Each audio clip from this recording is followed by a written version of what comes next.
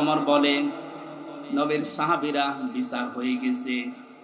ছোট মানুষ আব্দুল্লাহ ও তো বোঝে না, বলে কি বিচার করলে বাবা, তুমি তো এখনো মাছ ধর শুরু করনি। হযরত ওমর বলে, সন্তান, যে বিচার করিস এটা দুনিয়া না, মরণের পর কাজে লাগবে। আমি ইন্নী জনানতু আন্নী মুলাকিন হিসাবিয়া, আমি বিশ্বাস করে দুনিয়ায় চলি যে আমাকে হিসাবের মুখোমুখি হওয়া লাগবে। আমি ওমর 26 বছর বয়সে মুসলমান হয়েছি, বাকি এই কয় বছর ইবাদত বন্দেগী চাই করলাম, হিসাব দিতে পারবো কিনা জানি না। মারা যাওয়ার পরে কাগজটা আমার কাফনের ভেতরে দিয়ে দিও। আল্লাহ যখন আমাকে তার সামনে তুলে ডাক দিয়ে বলবে হিসাব দাও, জীবনে কিছুই যদি কবুল না হয়, এই কাগজটা আল্লাহকে দেখিয়ে বলবো, রব্বুল আলামিন, তুমি আমার জীবনের কিছু যদি পছন্দ না করো, তোমার ভালো না লাগে, কাগজটার দিকে তাকাও, তোমার নবীর নাতি লিখে দিয়েছে আমি নবীর খাদিম ছিলাম, এ ওসিলাই হলেও তুমি আমারে মাফ করে দাও। জবাব দেওয়া, হিসাব দেওয়া কিয়ামতের ময়দান, এটা তাদের কোন পর্যায়ে ছিল? তারা কি বিশ্বাস করতো হিসাবিয়া? আর আমরা কোথায় আছি? আল্লাহ পাক বলেন, হিসাব বড় কঠিন জিনিস। সেজন্য আমার নবী পর্যন্ত প্রতিদিন 100 বার করে দোয়া করতো, আল্লাহুম্মা ইন্না আলাইয়া হিসাবা ইয়াসিরা, হে আল্লাহ তুমি আর চাই করো, আমার হিসাবটা সহজ করে দিও। নবীজি মাঝে মাঝে বলতেন, সাহাবীরা, আল্লাহর দয়া ছাড়া হিসাব দিয়ে কেউ জান্নাতে যেতে পারবে না। সাহাবীরা বলেন, হুজুর আপনি? বিশ্ব নবী বলেন, আমারও সম্ভব না, আল্লাহর দয়া ছাড়া হিসাব দিয়ে জান্নাতে যাওয়া। বাংলার মুসলমানেরা যারা আগে পেছনের সব অপরাধ আল্লাহ মাফ করে দিয়েছে, এই মানুষটা যদি 100 বার হিসাবের বিষয়ে চিন্তা করে 24 ঘন্টায়, আমাদের কতবার হিসাব আসা দরকার। যে হিসাবটা যত বেশি আসবে, এই দেশ থেকে দুর্নীতি তত বেশি পালাবে। আজ এক একটা মন্ত্রী, এক একটা নেতার ঘরে যত টাকা, যত স্বর্ণ পাওয়া যাচ্ছে, এর একটাই কারণ, এরা কোনোদিন বিশ্বাস করে না যে আর একটা জায়গা আছে যেখানে হিসাব দেওয়া লাগবে। এখন যারা দায়িত্বে আছেন, পরবর্তীতে যারা আসবেন, তারা 100 ভাগ বিশ্বাস করে ওই জায়গাগুলোতে যাবেন যে আমি আর চাই করি, আমাকে কিন্তু হিসাবের মুখোমুখি হওয়া লাগবে।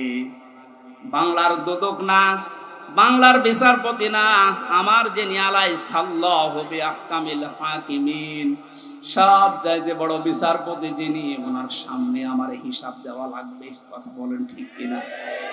আমি হামজা সহ যত মানুষ এখানে বসে আছি, প্রত্যেককেই যেন এই আয়াতটা নিজের সাথে মিলিয়ে আল্লাহ আমাদের হিসাব যেন সহজ করে দেন, বলেন আমিন। এই লোকটাকে আল্লাহ সন্তোষজনক জীবন দান করবেন। এদিকে তাকান এবার, যে তথ্যটা বলার জন্য এতক্ষণ পর্যন্ত এদিকে ওদিকে আমি ছড়িয়েছিলাম, এইবার সে পর্যন্ত এসেছি, আলেমদেরকে বলছি,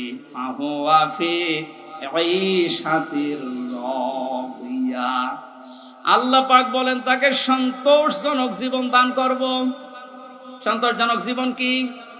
ফি জান্নাতিন আলিয়া, সুউচ্চ মাকাম জান্নাত যেটা, ওখানে আল্লাহ তাকে পৌঁছিয়ে দেবেন। কুতুফুহা দানিয়া, যার ফলগুলো হাতের নাগালে এসে নাড়াচাড়া করবে। কুলু ওয়াশরাবু হানিয়াম বিমা আসলাফতুম ফিল আইয়ামিল খালিয়া। আল্লাহর পক্ষ থেকে ঘোষণা হবে, খাও, পান করো, মন মতো খাও, কারণ এই খাবারগুলো তোমাদেরকে জালেমরা দুনিয়ায় খেতে দেয়নি, এরকম আরামে জালেমরা থাকতে দেয়নি। 15 বছর অনেকে এই বাংলাদেশে নিজের স্ত্রীর কাছে রাখতে পারে নাই, নিজের ঘরে মাথা দিয়ে ঘুমাবে পারে নাই। এই কথা বলে না কেন? আম বাগানে, বাঁশ বাগানে, এমনকি ধানের ক্ষেতের ভেতরে মশারি টাঙিয়ে 15 বছর কাটিয়েছে এমন মানুষ হয়ে দেশে আছে।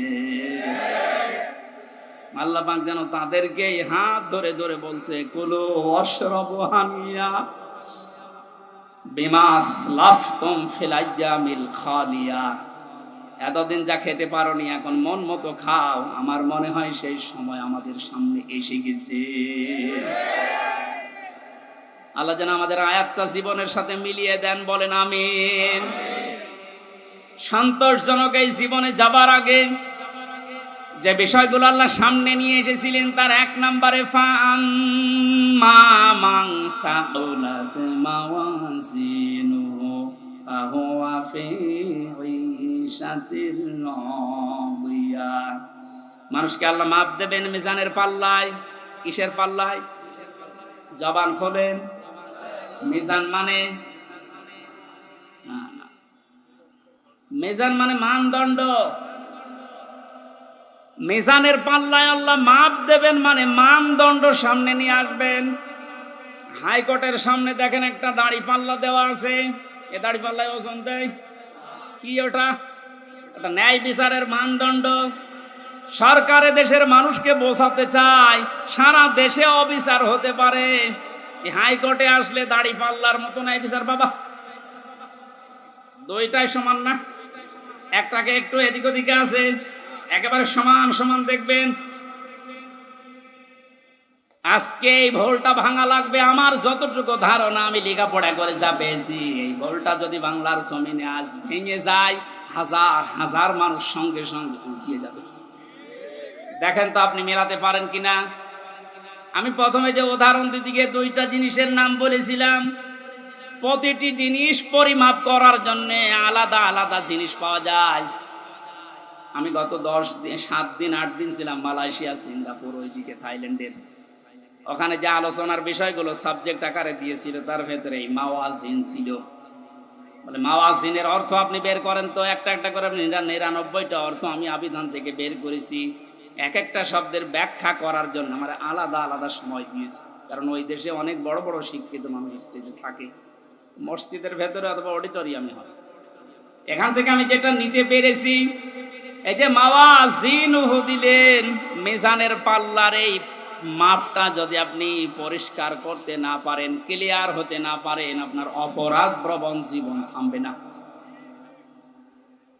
প্রতিটি জিনিস পরিমাপ করার জন্য একটা উদাহরণ দিয়েছিলাম, এটা পরিমাপ করার জন্য ফিতা লাগে। চাউল পরিমাপ করার জন্য বাটখারা লাগে। কি লাগে বলেন বলেন? তেল পরিমাপ করার জন্য লিটার লাগে, সিসি লাগে। কেউ যদি এখন তেল মাপ করার জন্য ফিতা দেয়, মাপতে পারবে? এইটা মাপ করার জন্য দাড়ি পাল্লা দেয়, মাপতে পারবে? তাহলে প্রতিটি জিনিস মাপ করার জন্য আলাদা আলাদা যন্ত্র পাওয়া যায়। কিয়ামতে আল্লাহ ফাহুয়া ফি ঈশাতির রাদিয়া, সন্তোষজনক জীবনে আপনার পৌঁছে দেবে। এখানে যাবার আগে একটা কাজ যে করবে।